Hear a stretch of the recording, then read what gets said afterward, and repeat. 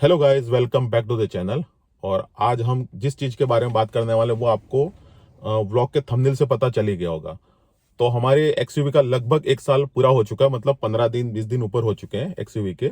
और लगभग इस दौरान मेरी गाड़ी चली है लगभग 35,745, मतलब 36,000 के अराउंड चली है। तो उसमें अपना एक्सपीरियंस शेयर करूंगा, मतलब ये आपको गाड़ी लेनी चाहिए नहीं लेनी। तो वीडियो में आगे बढ़ने से पहले सबसे पहले वीडियो को लाइक कर दीजिए, और वीडियो खत्म होने के बाद में एक अपनी कमेंट छोड़िए। लाइक भी बाद में छोड़ सकते हैं कैसा लगा कैसा नहीं लगा, लेकिन सब्सक्राइब पहले कर लीजिए क्योंकि आगे भी ऐसे अपडेट्स मिलते रहेंगे। ठीक है, तो सबसे पहले मैं बात करना चाहूंगा कि एक्सयूवी 700 मैंने क्यों खरीदी। ठीक है, उसको मैं एकदम शॉर्ट स्टोरी में बताना चाहूंगा कि पहले मेरे पास में एक्सयूवी 500 थी। वो मैंने 2015 में खरीदी थी, अप्रैल में, 24 अप्रैल, 24 अप्रैल। और इसके बाद में उसकी जो सर्विस थी, तो सर्विस कराने के लिए मैं गया और लगभग 90,000 या 1 लाख किलोमीटर के आसपास की सर्विस थी। और उसमें क्या एक सस्पेंशन वगैरह का इश्यू था। इसके बाद में कुछ मतलब थोड़े मेजर इश्यूज आने लगे, तो मैं क्या एक सर्विस स्टेशन गया। उसी टाइम क्या है कि एक्सयूवी 700 लॉन्च हुई। उस टाइम मेरा कुछ मन ही नहीं बना था कि मेरे को एक्सयूवी 700 खरीदनी है। ठीक है, तो क्या हुआ कि वहां पे सर्विस कराई। लगभग वो सबसे मेरी, मतलब जब से गाड़ी मैंने परचेस की थी तो उस टाइम की सबसे बड़ी महंगी सर्विस थी, बहुत ज्यादा महंगी। ठीक है, तो मैंने करवा ली सर्विस। तो लगभग 45,000 या 50,000 का कुछ बिल बना। इसके बाद में गाड़ी एकदम मस्त हो गई। फिर उसके क्या एक चारों दरवाजे और जो बोनट था और डिक्की थी पीछे, मतलब, तो फिर मैंने देखा कि उसमें जंग लगा हुआ है। तो मैंने कहा इसका क्या खर्चा आएगा, तो बोले कि 1 लाख रुपए के आसपास में खर्चा आएगा, सब रिप्लेस हो जाएंगे। तो मैंने कहा ठीक है, करवा लेंगे। तो उसी टाइम ये एक्सयूवी 700 लॉन्च हुई थी, तो मैंने देखी तो मुझे बहुत ज़्यादा पसंद आ गई। और जो 500 खरीदने वाला था उस टाइम क्या एक मैंने सैंगयोंग एक्सटेंड देखी थी, वो भी मेरे को पसंद आ गई। थोड़ी क्या झलक, उसकी झलक इसमें देखी मुझे सैंगयोंग एक्सटेंड की, तो मुझे ये भी पसंद आने लग गई। तो धीरे धीरे धीरे धीरे मैंने मन बनाया कि ये खरीदनी है मेरे को। लेकिन सबसे बड़ा डर था पापा। तो वो बोलते गाड़ी क्यों बेचनी है, ऐसा तैसा करके, गाड़ी अच्छी है क्यों बेच रहे। उस टाइम मेरे पास में अल्टो और एक्सयूवी दोनों थी 500। पापा के लिए अल्टो थी, मेरे लिए एक्सयूवी 500 थी। तो धीरे धीरे धीरे धीरे पापा को मैं वहाँ पे ले गया शोरूम पे। इसके बाद में इसको पापा को बिठाया, मैंने कहा कैसी है। उनको तब तक नहीं बताया था कि मेरा मन बन गया। उस टाइम भी मेरा मन मतलब डामाडोल था, लू ना लू, डर था थोड़ा मन में कि कहीं मना बोल देंगे कि गाड़ी अच्छी है, ऐसा तैसा करके। फिर अचानक से बम फोड़ दिया। और फिर पंच ली, बहुत सारी स्टोरीज हैं वो मैंने बीच में बताई होगी। ठीक है, तो इसके बाद में वो गाड़ी बेच दी। इसके बाद में 500 मैंने बेच दी। इसके बाद में क्या हुआ कि 1 साल तक मेरे पास लगभग 6 महीने तक तो मेरे पास में कोई गाड़ी नहीं थी। इसके बाद में पंच ली मैंने, पंच 1 साल बाद बेच दी। इसके बाद में एक्सयूवी 700 का आगमन हुआ। तो चलो मेन पॉइंट पे आते हैं। इसमें क्या ज्यादा समय चला गया आपका, तो मेन पॉइंट पे आते हैं। तो कुछ कुछ मेन पॉइंट मैंने सोच के रखे, तो उनके बारे में बात करूंगा। तो एक्सयूवी 700 आपको क्यों लेनी चाहिए, इसके बाद में लास्ट में बताऊंगा क्यों नहीं लेनी चाहिए। तो सबसे पहले अगर आप गाड़ी को देखने जाते हो तो सबसे पहले दिमाग में आपकी क्या चीज आती है। आपने ना तो चलाई होती है, ना अंदर से मतलब दरवाजा खोल के देखी होती है, ना कुछ नहीं किया होता है। सबसे पहले गाड़ी की जो इमेज होती है वो बाहर से आपको नजर आ जाती है, गाड़ी कैसी है। एक ही झलक में आप उसको पसंद भी कर सकते हैं और नापसंद भी कर सकते हैं। बाहर से देख के आप चले जाते हो बहुत बार कि नहीं ये बराबर नहीं। तो सबसे पहला चीज है इसका रोड प्रेजेंस। ठीक है, मतलब कैसी दिखती है, रोड पे कैसी दिखेगी वो आप एक इमेजिन कर सकते हो। तो रोड प्रेजेंस के मामले में तो एक नंबर, एक नंबर।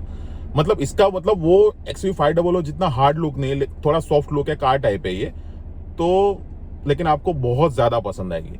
ठीक है, आप हाँ सफारी से आप उसको थोड़ा कंपेयर करोगे तो सफारी का जो रोड प्रेजेंस है वो एक लेवल अप है। देखो मैं ऐसा नहीं है गाड़ी मेरी है तो मैं उसकी प्रशंसा ही करूंगा, लेकिन ये भी अच्छी है। ठीक है ना, तो कुछ मामलों में वो अच्छी होगी, कुछ मामलों में ये अच्छी होगी। तो रोड प्रेजेंस के मामले में तो एक नंबर है। मतलब आप लेके जाओगे तो आपकी जो इमेज है वो अच्छी बनेगी, मजा आएगा। ठीक है, तो अब दूसरे पॉइंट पे आते हैं। तो स्टेबिलिटी के मामले में ये कहना चाहूंगा कि स्टेबिलिटी में तो एक नंबर, इसके ऊपर कोई नहीं। मतलब बॉडी रोल बिल्कुल, मतलब आप जीरो के इर्द गिर्द मान सकते हो। मतलब इसको मैंने 120 में भी मतलब टर्न किया हुआ है, तो इतनी स्टेबल है, इतनी स्टेबल है, मतलब आपको पूरा कॉन्फिडेंस देती है स्टेबिलिटी के मामले में। आप ब्रेकिंग करोगे, आप कुछ भी करोगे, ओवरटेक करोगे, हर चीज में मतलब एकदम स्टेबल है। तो स्टेबिलिटी के मामले में तो मैं इसको 100 में से 100 नंबर देना चाहूंगा। एसयूवी में कहते हैं कि बॉडी रोल होता ही होता है, लेकिन इसमें नहीं के बराबर है। और इसका सबसे बड़ा रीजन है कि ये मतलब थोड़ी नीची है, ठीक है। बहुत सारे लोग क्या करते हैं कि इसके टायर भी अपग्रेड करवाते हैं 18 इंच के तो 19, लेकिन पॉसिबल ही नहीं है, लो प्रोफाइल करवाने पड़ेंगे। लो प्रोफाइल में क्या होगा कि आप कहीं भी लेके जाएंगे तो टायर डैमेज होने का या जो एलॉय व्हील है वो आपका डैमेज होने का खतरा बना रहेगा।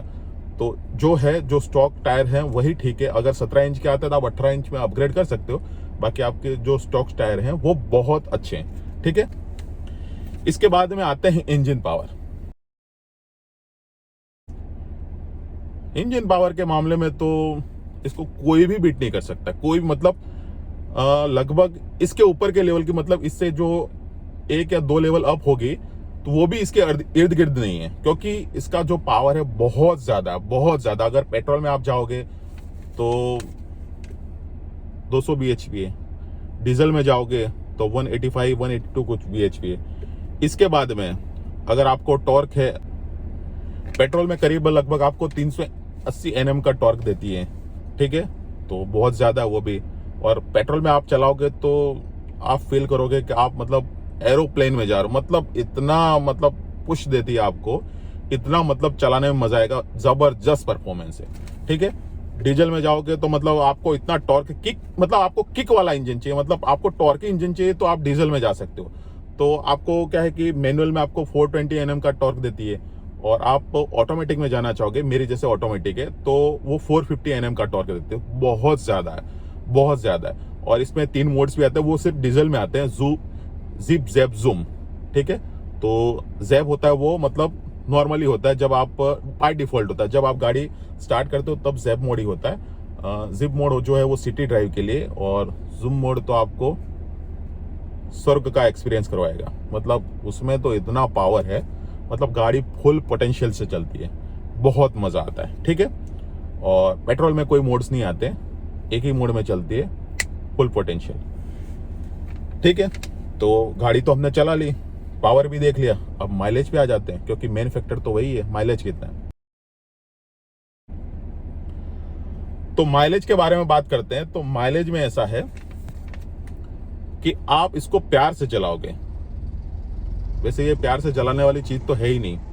अगर आप इसको प्यार से चलाओगे, अपना बच्चा मान के चलाओगे, तो ये 16, 17, 18, 19, मेरे को तो जोधपुर, मतलब मेरे को तो क्या है कि जैसलमेर में जब गया था तब मेरे को 24 का माइलेज भी मिला हुआ है। मैंने उसके लिए एक वीडियो भी बनाया हुआ है, आप मेरे जो पीछे के ब्लॉग्स हैं उनको खंगाल के आप देख भी सकते हो, ठीक है। तो वहां तक भी दिया हुआ है, मतलब वो मतलब क्रूज में चला रहा था, 80-85 में चला था, तब क्या डीजल खत्म होने वाला था, मजबूरी में चला, लेकिन उतना एक्सपीरियंस मेरे को पता चला, मतलब वो जो चीज मेरे को जाननी थी वो पता चली कि ये कितना दे सकती है। और तीसरी बात मैं करना चाहूंगा, मतलब माइलेज के बारे में बात करना चाहूंगा कि आप इसको कितना भी भगाओ, अगर आप 300-400 किलोमीटर की ड्राइव करें या 200-250 जो भी है आप ड्राइव कर रहे हो, आप इसको कितना भी भगाओ, कुछ ना कुछ करके आपके लिए 13-13.5 का तो एवरेज दे ही देगी। 13-13.5 किलोमीटर पर लीटर माइलेज, मैं डीजल की बात कर रहा हूँ, पेट्रोल की तो बात ही नहीं करूंगा माइलेज के मामले में। अगर आप माइलेज, मतलब आपको माइलेज चाहिए तो पेट्रोल पे बिल्कुल मत जाइए, क्योंकि वो बहुत, एक तो क्या उसका पावर ज्यादा है, पावर उसका बहुत ज्यादा है, बहुत ज्यादा। मतलब क्या होगा, आप उसको फुल पोटेंशियल से चलाओगे तो लगभग आपको 10 का भी देगी, 8 का भी देगी, उसको गुस्सा आ जाएगा तो 7 का भी देगी, ठीक है। तो ऐसा मत सोचिए कि मेरी गाड़ी तो कम चलती है, तो सब बहुत सारे कैलकुलेटिव माइंड्स होते हैं, वो सोचते हैं कि अपनी गाड़ी तो इतनी चलने वाली है तो 1 लाख मैं पेट्रोल पे बचा लूंगा और मेंटेनेंस कम आएगा। अरे ये सब जमाने गए, मेंटेनेंस डीजल पेट्रोल सब लगभग सब सेम हो गया, थोड़ा बहुत कम आता है। पेट्रोल की नॉइज कम आती है, अब नॉइज तो एसयूवी में आप नॉइज फील नहीं करोगे, क्या करोगे, थोड़ी नॉइज तो सुनने में मजा आता है, कुछ चला रहे हो आप टैंक टाइप। तो अगर आप माइलेज के शौकीन हो, माइलेज के लिए आप, मतलब आप माइलेज को प्रीफर करते हो, फिर बाद में रोना नहीं चाहते हो, तो फिर डीजल पे ही जाइए। वो ठीक है, वो 10 साल बाद ये होगा वो होगा, वो बात की बात देखना, अभी जो आज का जो मजा है वो तो ले लीजिए, बात की बात तो बाद में सोचेंगे, ठीक है। तो अगर माइलेज पे जाना चाहते हो तो आप इस पे जाइए, और आप कुछ भी करोगे अच्छे से चलाओगे तो लगभग आपको 15 के आसपास तो दे ही देगी। 15 तो आपके कहीं नहीं गए, 15 या मैक्सिमम आप कम से कम उसको 14.5-14 मान के चलिए। और इतना बड़ा इंजन और इतना ज्यादा टॉर्क और 14 का माइलेज भी बहुत जबरदस्त, क्योंकि मैं जो एक्सयूवी से 500 चलाता था वो लगभग 320 Nm टॉर्क वाली थी, और जो उसका 140 bhp था, 12.5 का एवरेज देते, हम तो उसको भगाते थे 150 120 तो 120 से नीचे तो मेरी कभी चलती नहीं थी। इसको तो और भी चला लेता हूं मैं, वो तो चलती नहीं थी, उसको तो भगाता था बहुत। तो जो शौकीन है वो तो करने ही वाले वो सब चीजें, ठीक है। तो स्टेबिलिटी हो गई, माइलेज हो गया, इंजन पावर हो गया, रोड प्रेजेंस हो गया, ठीक है। अब आते हैं कंफर्ट पे, ठीक है। कंफर्ट और फीचर दोनों एक साथ ही मैं कवर कर लेता हूं, ठीक है।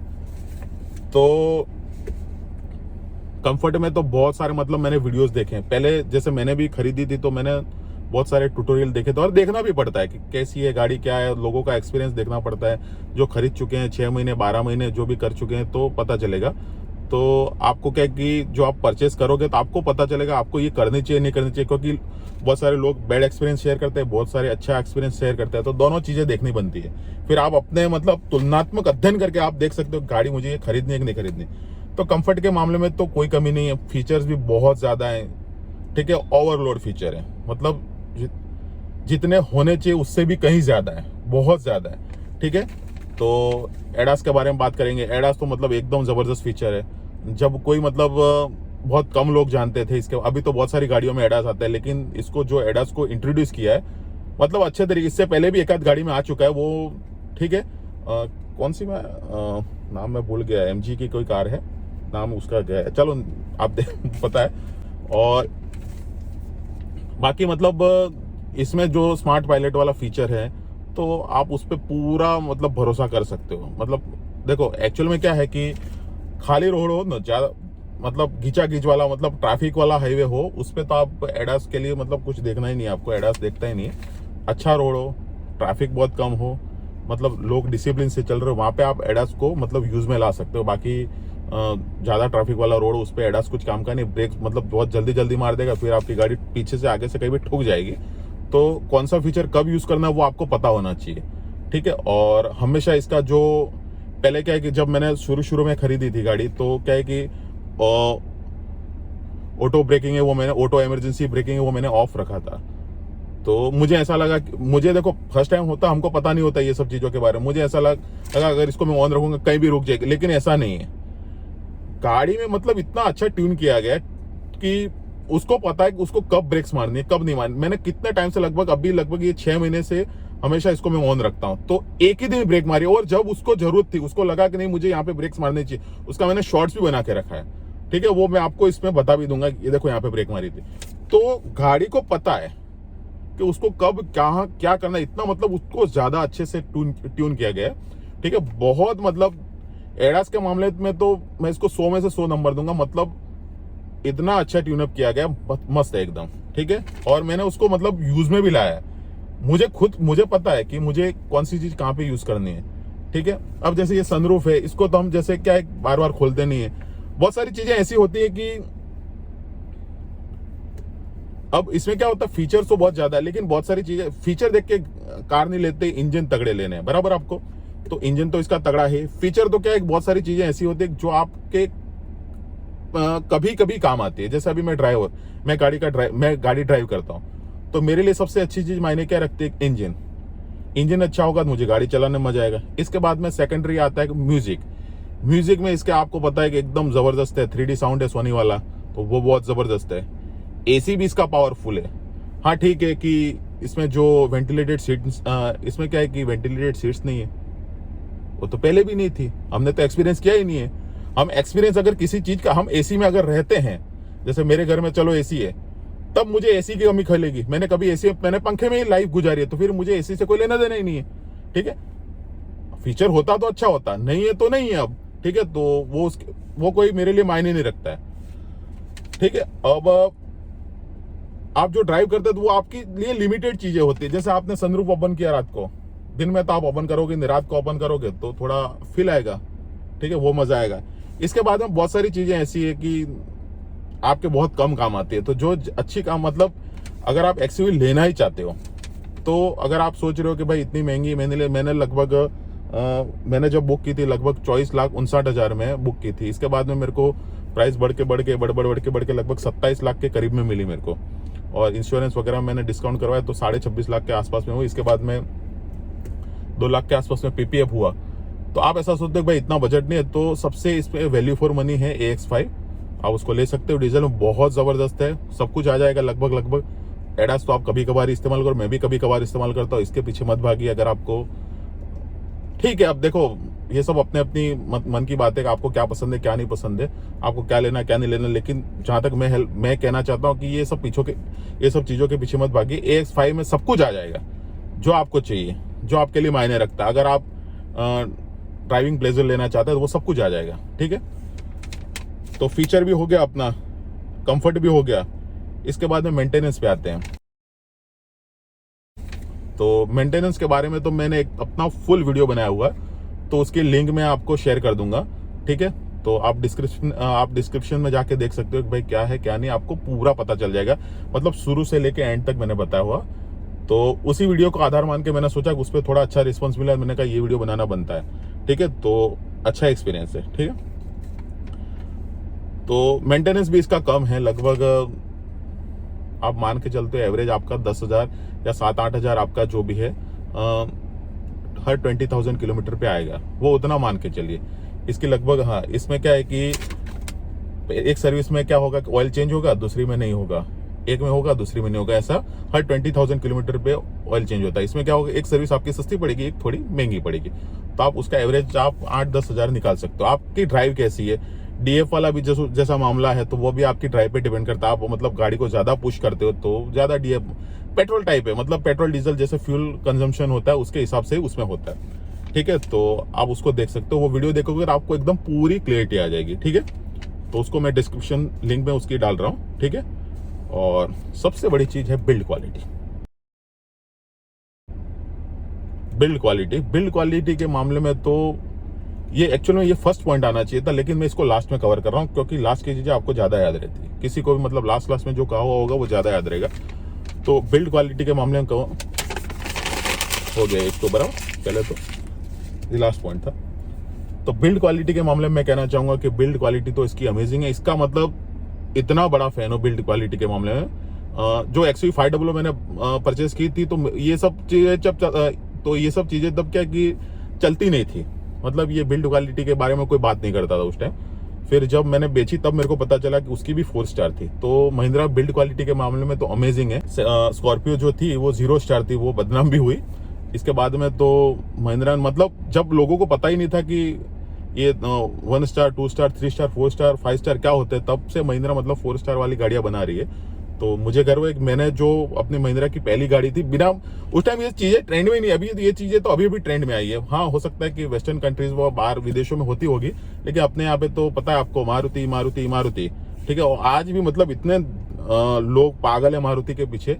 मैं ऐसा नहीं कहता हूँ मारुति बुरी कंपनी, इंजन के मामले में तो उसका मतलब एवरेज, जैसे स्प्लेंडर कैसी एवरेज देती है उस टाइप से अगर इंजन मतलब एवरेज के मामले में, माइलेज के मामले में हम देखना चाहोगे तो मारुति को कोई बीट नहीं कर सकता। लेकिन 20 लाख की गाड़ी में भी आपको नेचुरली एस्पिरेटेड चलाना पड़े, मतलब उसको आप ड्राइविंग प्लेजर ना ले सको और भगा ही ना सको, क्या मतलब है। वैसे तो मेरी पंच भी भागती थी नेचुरल एस्पिरेटेड, 120 में भगाता था, लेकिन उसका पूरा दम निकालने के बाद में वो 120 130 100 जाती थी, हो इतना आवाज करती थी बहुत ज्यादा। तो ठीक है, आप उसको मतलब पीछे वो क्या होता है, घोड़ा चलता ही नहीं, पीछे से सेंटर लगाओ ना फिर चलता है, जैसे तैसे करके, उसका मन ही नहीं होता है। तो उस टाइप से इंजन बनाती है वो। तो अभी 20 लाख के आप ग्रैंड विटारा लोगे, उसमें कुछ मतलब मजा ही नहीं आएगा आपको, ठीक है। आप ज्यादा स्पीड में विश्वास नहीं रखते हैं, 70 80 90 में चलाते हैं तो वो आपके लिए परफेक्ट है।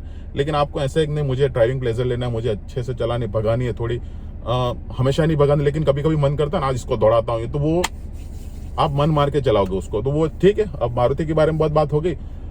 तो XUV500 से मतलब बिल्ड क्वालिटी तो मुझे अच्छी मिली है गाड़ी में। अभी इसका मेरा 4-6 महीने पहले रिसेंटली एक्सीडेंट भी हुआ था। उस टाइम भी मतलब ऑलमोस्ट बस से ही, मतलब बस ने इसको धक्का दिया था, मतलब ये बिल्कुल हिली भी नहीं, ठीक है। अगर थोड़ी भी हिल जाती तो हम खाई में गिर जाते। मैं, मेरी वाइफ और मेरा बच्चा था छोटा, जो साउथ इंडिया की मेरी ट्रिप की थी, वो भी मैंने मतलब डाला हुआ है। तो मुझे ऐसा लगा गाड़ी पूरी खत्म हो गई। फिर बाहर निकल के मैंने देखा तो कुछ नहीं, और गाड़ी मतलब अच्छे से भाग रही है, सब कुछ हो रहा है, कुछ भी मतलब गाड़ी में प्रॉब्लम नहीं, ठीक है। तो मतलब बहुत अच्छा एक्सपीरियंस। तो मैं आपको बता देता हूं, आपको ये गाड़ी लेनी चाहिए कि नहीं लेनी चाहिए। और इसके कंपटीशन में आपको पता है एक सफारी भी है, तो ये क्यों नहीं लेनी चाहिए, सफारी क्यों, ये क्यों लेनी चाहिए, सफारी क्यों नहीं लेनी चाहिए, तो वो भी मैं आपको बताऊंगा। ऐसा नहीं कि मैं सफारी का, मैं टाटा का भी फैन हूँ और महिंद्रा का भी फैन हूँ, ठीक है। आप मारुति बोलोगे तो मैं मना कर दूंगा, मत लो यूं, लेकिन टाटा महिंद्रा में आप कोई भी चॉइस कर सकते हैं, ठीक है। दोनों में से आपकी चॉइस है कौन सी लेनी है। लेकिन आपको अगर ऐसा एक ड्राइविंग प्लेजर चाहिए, मेरे को किक चाहिए, तो यही परफेक्ट है, ठीक है। आप टाटा सफारी को मुड़ के आप ऐसा सोचे कि इसमें ये फीचर, अब बहुत सारी चीजें ऐसी कि आप उसको यूज ही नहीं करोगे, ठीक है। आप फीचर देख के ले ही लोगे कि ये अच्छा है वो अच्छा है, लेकिन आप उसको यूज नहीं करोगे तो मतलब क्या, आप मतलब इन्वेस्ट ही कर रहे हो फालतू का। तो अगर आपको ड्राइविंग प्लेजर लेना है तो ये, अगर आपको ऐसा लेटेस्ट में जाना है तो वो। लेकिन अभी भी जैसे मैंने कुछ नंबर्स देखे तो उसमें क्या है कि हैरियर और ये दोनों हैरियर और टाटा सफारी मिलके भी इसके जो नंबर्स है उनको बीट नहीं कर पा रही, क्योंकि अभी ये क्या है कि वैल्यू फॉर मनी हो गई। टाटा सफारी और टाटा हैरियर जो है वो बहुत महंगी है।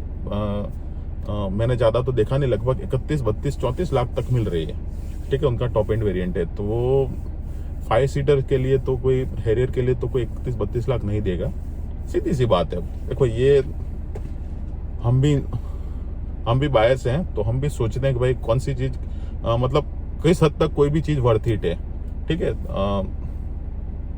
अब जिसका मन आ ही जाता है कि भाई मुझे ये लेनी है, वो तो कितना भी आप पैसा ले लो तो वो ले ही लेगा। तो अगर आप मेरे को XUV 700 के बारे में कुछ भी पूछना चाहते हो, मतलब कुछ भी आपको मतलब पता लगाना है कि मतलब लेनी चाहिए नहीं लेनी चाहिए, क्या है क्या, मेरे से जितना भी हो पाए मैं आपको अच्छा गाइड करूंगा। और ऐसा नहीं गाड़ी मेरी है और मैंने खरीदी इसलिए क्योंकि वो अच्छी थी।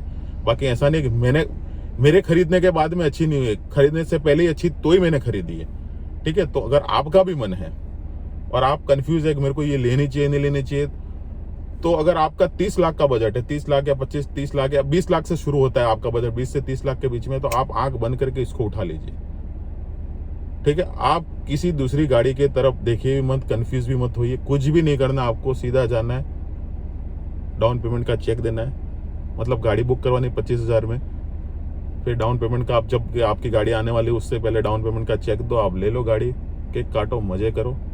तो चलो ठीक है, ये ऑटोमेटिक है, चलाने में मजा आ रहा है। उसमें मेरे फ्रेंड्स भी बोलते हैं साला तू लद्दाख की ट्रिप की, तो वो प्रकाश और अरुण भी कहते हैं मुझे, तू तो यार ट्रक का ड्राइवर हो गया, थकता ही नहीं है। पहले तो तू XUV 500 होती तब तो सो जाता था, बहाने ढूंढता था, तुम चलाओ। मैंने कहा पता नहीं इसमें गाड़ी में क्या है, मेरे को मजा ही आता है, थकता ही नहीं हूँ। आप इसमें कितना भी ड्राइव करो साले थकोगे ही नहीं, समझ गए ना। आपकी यहाँ आंखें जवाब दे सकती है, बॉडी तो आपकी मतलब एकदम तरोताजा ही रहेगी। थोड़ी देर आप नींद मार लोगे, 5 मिनट 10 मिनट, फिर वापस मतलब सीट पे बैठ जाओ, चलाते ही रहोगे। आपको कभी मन नहीं करेगा आप पास वाले को दो कि तू चलाई हूं, ठीक है। तो जूम मोड में जरा ध्यान से चलाएं, एवरेज बहुत कम देती है, उसमें भी लगभग आपको 12-13 का तो देगी, ठीक है। तो अभी तक के लिए इतना ही, फिर मिलते हैं नेक्स्ट व्लॉग में। अगर ये वीडियो आपके लिए थोड़ा सा भी वैल्यूबल हो तो आप चैनल को प्लीज सब्सक्राइब कर दीजिए। अगर पसंद आया तो लाइक कर दीजिए। अगर आप कुछ भी पूछना चाहते हैं और अपनी एक प्यारी सी कमेंट छोड़ना चाहते हैं तो कमेंट छोड़ दीजिए। तो अभी तक के लिए इतना ही, फिर मिलते हैं नेक्स्ट व्लॉग में, ठीक है। तब तक के लिए नमस्कार, जय श्री राम।